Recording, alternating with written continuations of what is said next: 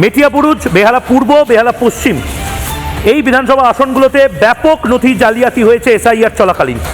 Voter তালিকা সংশোধনের সময় হাজার হাজার কেসে, বিশেষ করে যেগুলোতে নো ম্যাপিং বা লজিক্যাল ডিসক্রিপেন্সি ছিল, তার মূল যে এনুমারেশন ফর্ম বা অর্ডার শিট বা হিয়ারিং ফর্মের সাথে যুক্ত যে নথি, সেগুলোর অরিজিনাল কোনো কপি নেই।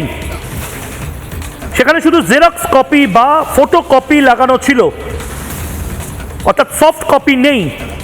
কিন্তু এখন কলকাতা হাইকোর্টের বিচারক বা জুডিশিয়াল অফিসাররা মূল বা অরিজিনাল এনুমারেশন ফর্ম ছাড়া কোনো কেসের ফাইনাল নিষ্পত্তি করতে রাজি হচ্ছেন না সূত্রের খবর।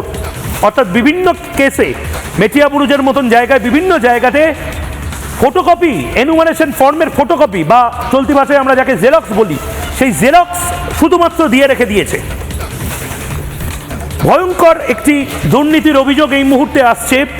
অর্থাৎ মেটিয়াবুরুজ, বেহালা পশ্চিম, বেহালা পূর্ব, কলকাতা বন্দর বিধানসভার একটা বড় অংশ, এই সমস্ত জায়গাতে এই নথি তার অরিজিনাল, অর্থাৎ এটা যদি অরিজিনাল নথি হয় আমি এর একটা জেরক্স বা ফটোকপি করে জাস্ট আপলোড করে দিলাম না। অরিজিনাল নথি অনেক ক্ষেত্রে আপলোড করা হয়নি, অনেক ক্ষেত্রে এআই জেনারেটেড নথি আপলোড করা হয়েছে, আমরা দেখিয়েছি। এটা যদি আবার নতুন করে শুরু হয় এই প্রসেসটা, তাহলে কিন্তু আরও সময় যাবে।